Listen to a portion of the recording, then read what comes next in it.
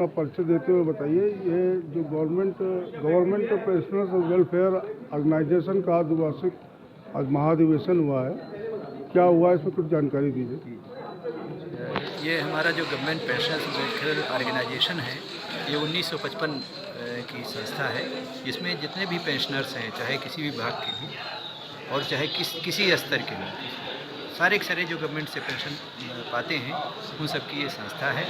और इस संस्था का है कि मेरा नाम डॉक्टर सच्चिदानंद पाठक है, मैं आईएएस सेवा से सेवानिवृत्त हुआ हूँ। उसकी ये संस्था है और हमारे महासचिव फारूकी जी हैं। तो ये संगठन जो गठित हुआ 1955 से, तब से हम लोगों का मुख्य मकसद ये रहा है कि जो पेंशनर्स हैं उनकी समस्याओं का समाधान हो, चाहे वो पेंशन से संबंधित हो या पेंशन से अलग उनकी पारिवारिक या सामाजिक हो। तो गवर्नमेंट के सामने जो फ़िलहाल हमारी समस्याएं रही हैं, वो है पुरानी पेंशन की स्कीम लागू किए जाने से संबंधित, और दूसरा जो कम्यूटेशन ऑफ पेंशन हो जाती है, यानी पेंशन का जो राशिकरण कर लिया जाता है, उसकी रिकवरी 15 साल से घटाकर 12 साल 11 साल जितना, चूँकि इस समय ब्याज दर कम हो गई है तो उसकी रिकवरी जल्दी हो जाती है। ऐसी स्थिति में वो उसी समय तक दी जाए। इस पर तमाम कोर्ट में केसेस भी पेंडिंग है, कुछ हमारे पक्ष में अभी निर्णय हुआ है, बाकी कोर्ट में विचाराधीन है। तीसरी चीज़ ये कि जो पेंशनर्स को चिकित्सा सुविधाएँ हैं वो कैसे दी जा सकें, कैसे उनकी प्रतिपूर्ति की जा सके, क्योंकि पेंशनर्स के लिए सबसे बड़ी समस्या सेवानिवृत्त और वरिष्ठ नागरिक होने के बाद स्वास्थ्य संबंधी ज़्यादा समस्याएं हो जाती हैं। इसलिए हमारी कोशिश ये रहती है कि उनकी इस समस्या का भी समाधान हो। इसके लिए गवर्नमेंट ने वैसे 70 साल के जितने बुज़ुर्ग पेंशनर्स हैं और चाहे वो नई पेंशनर्स हैं, उनकी कुछ भी आय हो, उन सबके लिए सेवाओं को निःशुल्क उपलब्ध कराया है। लेकिन इसके बावजूद भी यदि कोई गंभीर बीमारियां होती हैं, कोई ऐसी चीज़ होती है जो उससे कवर नहीं होती, तो उसे फिर उसके विभाग से प्रतिपूर्ति करनी पड़ती है। और इसके अलावा राज्य की स्टेट हेल्थ कार्ड से उनको मदद दी जाती है।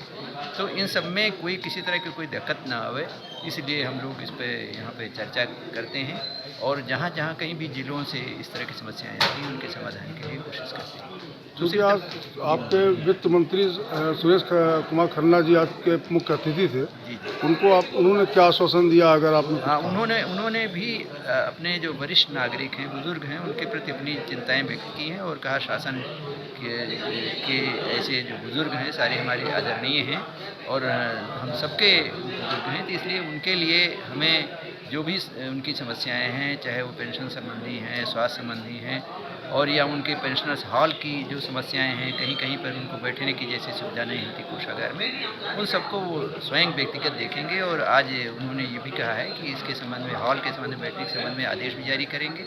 और साथ ही साथ स्वास्थ्य संबंधी जो समस्याएं आती हैं, उनके संबंध में कहीं पे कोई समस्याएं होती हैं तो उनका निराकरण शीघ्र करने के लिए प्रयास किया जाएगा। तो शासन की तरफ से उन्होंने आश्वासन दिया है कि जो भी शासनादेश के अनुसार या उनसे व्यक्तिगत स्तर पर जो भी चीज़ें हो सकती हैं उसका समाधान कराएंगे। सर, ये द्विवार्षिक महाअधिवेशन जो लिखा हुआ है, उसका क्या विशेष? देखिए, ऐसा है कि किसी भी जो भी संस्था या ऑर्गेनाइजेशन होता है, उसका एक वार्षिक अधिवेशन होता है, वर्ष भर में होता है।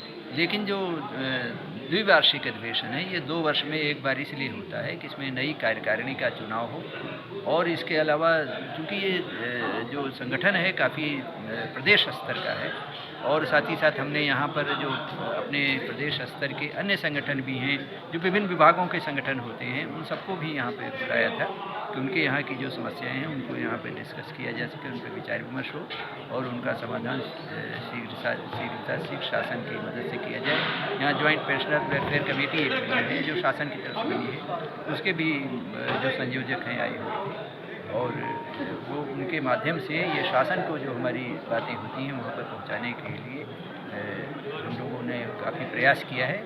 और इसके लिए हमें करीब 2014 से एक कमेटी इसके लिए बनाई है कि जितने भी शासन स्तर के संगठन हैं, सबकी समस्याएं एकजुट होकर और एक तरह से एकरूप होकर उनका समाधान किया जा सके।